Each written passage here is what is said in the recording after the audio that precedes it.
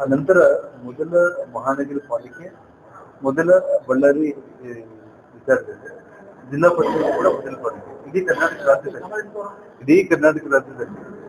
ಮೊದಲ ಜಿಲ್ಲಾ ಪಂಚಾಯತಿ ಬಳ್ಳಾರಿ ಬಿಜೆಪಿ ಪಕ್ಷದ ಪರವಾಗಿ, ಮಹಾನಗರ ಪಾಲಿಕೆ ಕೂಡ ಭಾರತೀಯ ಜನತಾ ಪಕ್ಷದ ಪರವಾಗಿ ಆಗಿರೋದು ಒಂದು ಇತಿಹಾಸ.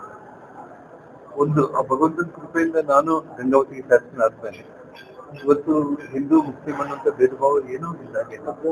ಎಲ್ಲರೂ ಕೂಡ ಅಣ್ಣ ತಮ್ಮಂದಿರ ರೀತಿಯಲ್ಲಿ ಇವತ್ತೇನು ಅಧ್ಯಕ್ಷ ಉಪಾಧ್ಯಕ್ಷ ಚುನಾವಣೆಯಲ್ಲಿ ಸಹಕಾರ ಕೊಟ್ಟು ಗಂಗಾವತಿಗೆ ಒಂದು ಇತಿಹಾಸದಲ್ಲಿ ಇವತ್ತು ಮೊದಲನೇ ಬಾರಿಗೆ ಭಾರತೀಯ ಜನತಾ ಪಕ್ಷದ ನಗರಸಭೆ ಅಧ್ಯಕ್ಷ ಉಪಾಧ್ಯಕ್ಷರು ಆಗಿರೋದು, ಅದು ಕೂಡ 28 ಸದಸ್ಯರ ಬಲದಿಂದ ಆಗಿರುವಂಥದ್ದು ಒಂದು ಇತಿಹಾಸ ಅಂತ ನನಗೆ. ಆಪರೇಷನ್ ಕಮಲನ ಅದೇ ಸರ್, ನಾನು ಶಾಸಕನ ಆಗದೇ ಇರುವಂತ ಸಂದರ್ಭದಲ್ಲಿ ಗಂಗಾವತಿ ನಗರಕ್ಕೆ ನಾನು ಹೆಜ್ಜೆ ಇಟ್ಟಿದ ತಕ್ಷಣ ಪಕ್ಷಾತೀತವಾದ ಜಾತಿ ಮತಗಳನ್ನ ಮೀರಿ ಎಲ್ಲ ಸರ್ವ ಸದಸ್ಯರು ಕೂಡ ನನ್ನ ಬೆನ್ನಿಗೆ ನಿಂತು ಅವತ್ತೇನು ಬಂದಿದ್ರು.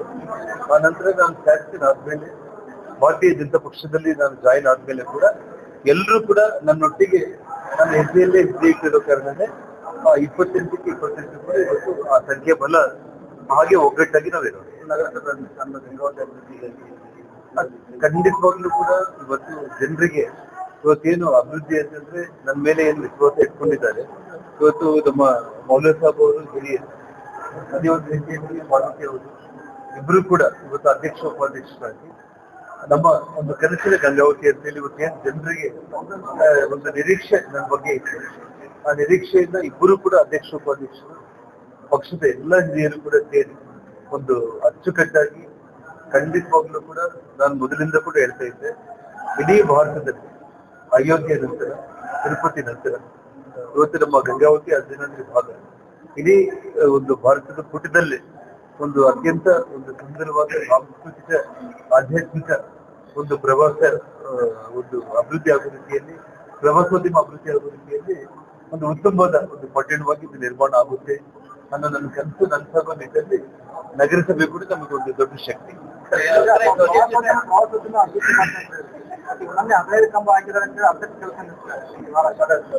ಹೌದು ಸರ್, ನಿಮಗೆ ನನ್ನ ಒಂದು ವಿಷಯ ಹೇಳ್ತೀನಿ. ನಮಗೆ ಜುಲೈ ಸರ್ಕಲ್ ಇಂದ ಹಿಡಿದು ರಾಣಾ ಪ್ರತಾಪ್ ಸರ್ಕಲ್ ಇಂದ ಹಿಡಿದು ನೀಲಕಂಠೇಶ್ವರ ಸರ್ಕಲ್ ಇಂದ ಹಿಡಿದು ಬಸ್ ಸ್ಟ್ಯಾಂಡ್ ಮುಂಭಾಗದಿಂದ ಹಿಡಿದು ಅಂಜನಾದ್ರಿವರೆಗೆ ಮತ್ತು ನಮ್ಮ ಸಿಂಗ್ಲಾಪುರ ಕೂಡ ಹನುಮನಲ್ಲಿ ದಾಟಿ ಆ ಎಲ್ಲ ರಸ್ತೆಯನ್ನು ಕೂಡ 65 ಕೋಟಿಯಲ್ಲಿ ಎಲ್ಲ ಒಂದು 18 ಕಿಲೋಮೀಟರ್ ಕೂಡ ವಿದ್ಯುತ್ ದೀಪ ಅಲಂಕಾರ ಮಾಡೋದ್ರ ಜೊತೆಗೆ ಸುಂದರವಾದ ರೋಡ್ ಅನ್ನ 65 ಕೋಟಿಯಲ್ಲಿ ನಿರ್ಮಾಣ ಮಾಡೋದಕ್ಕೆ ಇವತ್ತು ಹಣ ಬಿಡುಗಡೆ ಆಗಿದೆ. ಟೆಂಡರ್ ಕೂಡ ಮುಗಿದಿದೆ. ಆ ಭೂಮಿ ಪೂಜೆಯನ್ನು ಕೂಡ ನಾನು 3-4 ದಿನದಲ್ಲಿ ನಾನು ಪ್ರಾರಂಭ ಮಾಡ್ತೀನಿ. ಹಾಗಾಗಿ ಇವತ್ತೇನು ಅಂಜನಾದ್ರಿಗೆ ಹೋಗುವಂತ ಒಂದು ತಿರುಪತಿಗೆ ನಾವು ಹೋದ್ರೆ ಅಲ್ಲಿ ಆ ಭಗವಂತನ ಹತ್ರ ಹೋದಾಗೆಲ್ಲ ಕೂಡ ಆ ಒಂದು ಭಕ್ತಿ ಭಾವನೆ ಮೂಡುವ ರೀತಿಯಲ್ಲಿ ಏನ್ ಮಾಡ್ತೀವೋ ಆ ರೀತಿ ಕೇವಲ ಅಂಜನಾದ್ರಿ ಹೋಗುವ ರಸ್ತೆಗೆ ಮಾತ್ರ ಇವತ್ತು ಆ ಒಂದು ಭಕ್ತಿ ವಾತಾವರಣ ನಿರ್ಮಾಣ ಮಾಡುವಂತ ಕೆಲಸ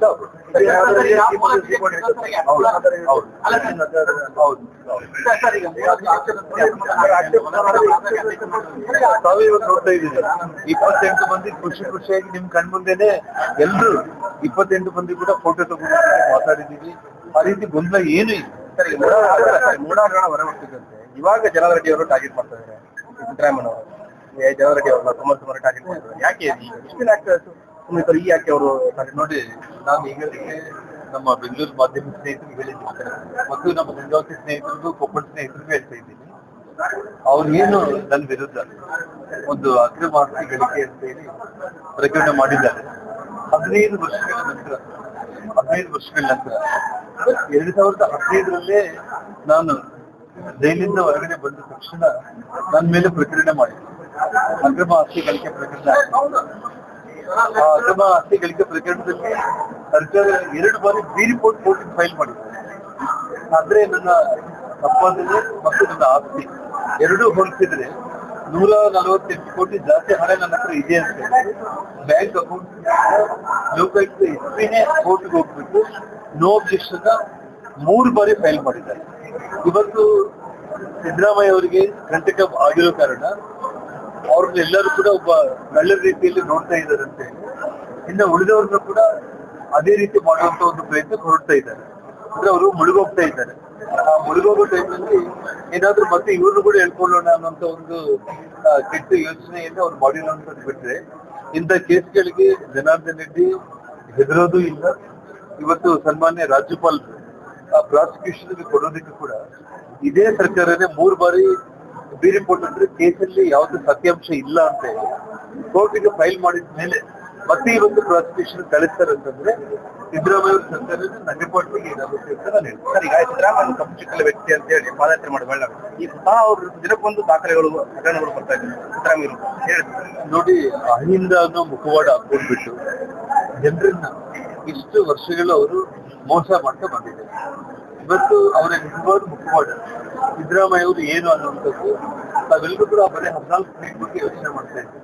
14 ಸೈಟ್ ಅಲ್ಲ, ಅವರ ಬಂಧು ಬಳಗ, ಅವರ ಸ್ನೇಹಿತರು, ಅವರ ಗ್ರಾಮಸ್ಥರು ಎಲ್ಲರೂ ಶಕ್ತಿ ಇಲ್ಲದೆ ಇರುವಂತವ್ರ ಹೆಸರು ಮೇಲೆ ಕೂಡ ಅನಾಮಧೇಯರ ಹೆಸರು ಮೇಲೆ ಕೂಡ 100 ಸೈಟ್ಗಳಿಗೆ ತಗೊಂಡಿದ್ದಾರೆ. 4,000 ಕೋಟಿ ಬೆಲೆ ಮಾಡುವಂತ ಒಂದು ಅಕ್ರಮ ಇದು ಅಷ್ಟೇ ಬಿಟ್ಟರೆ 62 ಕೋಟಿ ಅಕ್ರಮ, 70 ಕೋಟಿ ಅಕ್ರಮ ಅಲ್ಲ. ಹಾಗಾಗಿ ಇವತ್ತು ಈಗಾಗಲೇ ಅವ್ರು ರಾಜೀನಾಮೆ ಕೊಟ್ಬಿಟ್ಟಿದ್ರೆ ತುಂಬಾ ಗೌರವ ಇರ್ತಾ ಇತ್ತು. ಅಹಿಂದ ಮುಖವಾಡದಲ್ಲಿ ಜನರನ್ನ ಎಷ್ಟು ವರ್ಷ ಅವರು ಮೋಸ ಮಾಡ್ಕೊಂತ ಬಂದ್ರು. ಇನ್ ಮುಂದೆ ಇದು ನಮ್ಮ ಕರ್ನಾಟಕ ರಾಜ್ಯದ ಜನರ ಮುಂದೆ ನಡೆಯಲ್ಲ. ಎಲ್ಲರೂ ಗೊತ್ತಾಗ್ಬಿಟ್ಟಿಲ್ಲ. ಸಿಬಿಐ ವಹಿಸೋದ ಪ್ರಕರಣ, ಮೂಡ ಪ್ರಕರಣ ಸಿಬಿಐ ವಹಿಸೋದಲ್ಲ ನೋಡಿ, ಅವರೇ ಬಯಸಬೇಕಾಗಿತ್ತು. ಜನಾರ್ದನ್ ರೆಡ್ಡಿ ಮೇಲೆ ಬಳ್ಳಾರಿಗೆ ಪಾದಯಾತ್ರೆಗೆ ಬರುವಂತ ಸಂದರ್ಭದಲ್ಲಿ ಅವರು ಕುಣಿತ ಬಂದು ದೊಡ್ಡ ದೊಡ್ಡ ಭಾಷಣಗಳನ್ನ ಕೊಟ್ಟು ಲಕ್ಷ ಕೋಟಿ ಮಾಡಿದ್ದಾರೆ ಅಂತ ಹೇಳಿ ಆ ಲಕ್ಷ ಕೋಟಿ ಹಣ ನಾವು ರಿಕವರಿ ಮಾಡಿ ಬಡವರಿಗೆ ಮನೆಗಳನ್ನ ಕಟ್ಕೊಡ್ತೀವಿ ಅಂತ ಹೇಳಿ ಹೇಳಿದ್ದಂತ ದೊಡ್ಡ ಮನುಷ್ಯ ಸಿದ್ದರಾಮಯ್ಯ. ಇವತ್ತು ಆ ಲಕ್ಷ ಕೋಟಿ ಎಲ್ಲಿಗೆ ಹೋಯಿತು? 2 ಬಾರಿ ಮುಖ್ಯಮಂತ್ರಿ ಆದ್ರಲ್ಲ, ಲಕ್ಷ ಕೋಟಿ ಎಲ್ಲೋಗಿದೆ ಅವರು. ಹಾಗಾಗಿ ನೋಡ್ರಿ, ಬರೀ ಸುಳ್ಳು ಹೇಳುವಂತದ್ದು.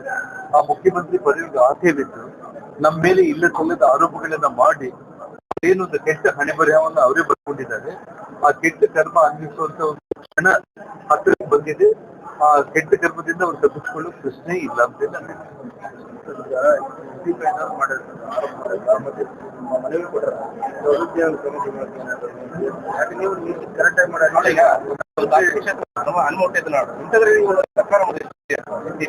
ಅದು ಕೆಲವೊಬ್ಬರಿಗೆ ಅವ್ರ ವಿವೇಚನೆಗೆ ಬಿಟ್ಟಿಲ್ಲ.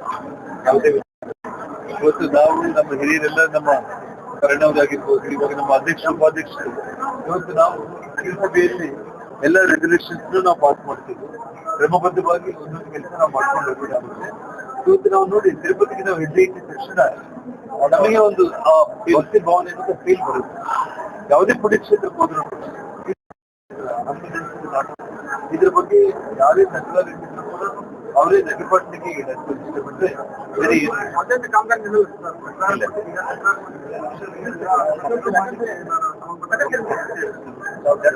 ಬೇರೆ ಸಭೆ ನಾವಿದ್ದೀವಿ.